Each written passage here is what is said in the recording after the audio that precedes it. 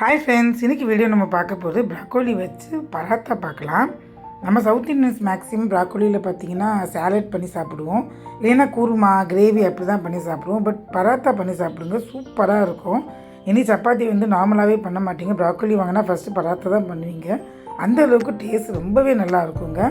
Already நான் ஆலு பராட்டாவும் போட்டிருக்கேன் என்னோடய வீடியோவில், செக் பண்ணி பார்த்துக்குங்க. ஃபஸ்ட்டு வெங்காயத்தை குட்டி குட்டியாக அந்த மாதிரி சாப்பரில் வச்சு சாப் பண்ணிக்கலாம். ஒரு வாண்டியில் பட்டர் போட்டுங்க, டேஸ்ட் ரொம்ப நல்லாயிருக்கும். அதனால் வெங்காயத்தை நல்லா வதக்கிடணும். கொஞ்சமாக இஞ்சி பூண்டு பேஸ்ட்டும் போட்டுக்கலாம். ப்ராக்கோலி வந்து நான் ஏற்கனவே வெந்நீரில் போட்டு நல்லா கொதிக்கிற வெந்நீரில் போட்டு எடுத்து வச்சுருக்கேன். அதை இந்த சாப்பரில் போட்டு குட்டி குட்டியாக எவ்வளோ குட்டியாக முடியுமோ அவ்வளோ ஃபைனாக சாப் பண்ணிக்கோங்க. இங்கே பாருங்கள், இந்த மாதிரி நல்லா ஃபைனாக சாப் பண்ணிக்கலாம். அதையும் சேர்த்து நல்லா வதக்கிடணும். 1 by 1 இப்போ மசாலா சேர்த்துடலாம்.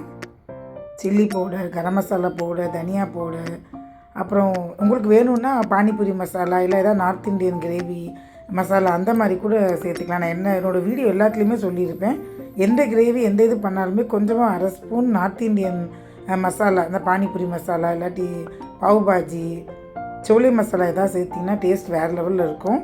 அந்த மாதிரி ஏதாவது ஒரு மசாலா 1/2 ஸ்பூன் சேர்த்துக்கோங்க. கொஞ்சமாக உப்பு போட்டுக்கலாம், அவ்வளோதாங்க. உங்களுக்கு வேணால் அந்த சமயத்தில் கொத்தமல்லி தூவிக்கலாம், இல்லைன்னா கொஞ்சம் கஸ்தூரி மேத்தி இருக்கு இல்லையா, அது கூட போட்டுக்கலாம், டேஸ்ட் நல்லாயிருக்கும். லாஸ்ட்டாக துருவின சீஸ் கொஞ்சம் தூவிக்குங்க. அதுக்கப்புறம் ஸ்டவ் ஆஃப் பண்ணி தான் பண்ணணும், ரொம்ப அப்படியே குழஞ்சி போயிடும். லாஸ்ட்டாக தூவிக்குங்க. ஆனால் சப்பாத்தி நல்லா திரட்டிட்டு நடுவில் அந்த நம்ம பண்ண அந்த உருளை வைக்கிற ஸ்டஃபிங்கை வச்சுட்டு எப்பயும் போல் நல்லா மடித்து இது ரொம்ப தின்னாவும் வராது, கொஞ்சம் மொத்தமாக தான் வரும்.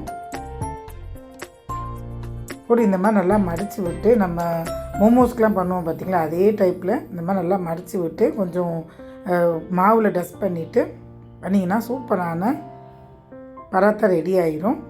நீங்கள் பராத்தா, அதாவது முள்ளங்கி பராத்தா, ஆலு பராட்டா, இந்த மாதிரி ப்ரக்கோலி நிறைய இது இந்த மாதிரி செய்யலாம். காலிஃப்ளவரில் பண்ணலாம். ரொம்ப தின்னா வராது, கொஞ்சம் இந்த மாதிரி தான் தடியாக தான் வரும். டேஸ்ட் ரொம்பவே நல்லா இருக்குங்க. போட்டு நம்ம சுட்டி எடுக்கும்போது கொஞ்சமாக பட்டரும் இல்லாட்டும் இது கீ தடவுனீங்கன்னா டேஸ்ட் வேறு லெவலில் இருக்கும். ப்ராக்கோலி வந்து அதில் இருக்கிற பெனிஃபிட்ஸ் வந்து சொல்லவே வேண்டாம், நிறைய பெனிஃபிட்ஸ் இருக்குது. பசங்க அப்படியே கொடுத்தீங்கன்னா கண்டிப்பாக சாப்பிட மாட்டாங்க. நீங்கள் கிரேவி பண்ணுங்கள், குருமா பண்ணுங்கள், அந்த ப்ராக்கோலி எடுத்து வச்சுட்டு தான் சாப்பிடுவாங்க. பட் இந்த மாதிரி பராத்தா பண்ணி கொடுத்தீங்கன்னா கண்டிப்பாக வேணும்னு கேட்டு சாப்பிடுவாங்க. இதுக்கு சைடிஷ் எதுவுமே தேவை கிடையாதுங்க. சும்மா வீட்டில் ஏதாவது தொக்கு, நான் தக்காளி தொக்கு ஆல்ரெடி போட்டிருக்கேன், அதுதான் அன்றைக்கி நான் சைடிஷ் தான் வச்சுருக்கேன். அந்த மாதிரி ஊறுகாய் எது இருந்தால், இல்லாட்டி ரைத்தா, ஆனியன் ரைத்தா இருந்தாலே எதுவுமே இதுக்கு தேவை கிடையாது. இப்போ தொக்கு கூட சேர்ந்து சாப்பிட்டிங்கன்னா டேஸ்ட் வேறு லெவலில் இருக்கும். மேலே கொஞ்சம் பட்டர், நிறையாவே பட்டர் போட்டு பசங்களுக்கு கொடுத்துட்டிங்கன்னா கண்டிப்பாக அது வேணும்னு கேட்டு சாப்பிடுவாங்க. இனிமேல் ப்ராக்கோலி பண்ணால் இந்த மாதிரி தான் செய்வீங்க. ரொம்ப ஈஸி மெத்தட் தான். சப்ஸ்கிரைப் பண்ணிக்கோங்க, லைக் பண்ணிக்கோங்க. தேங்க்ஸ் ஃபார் வாட்சிங்.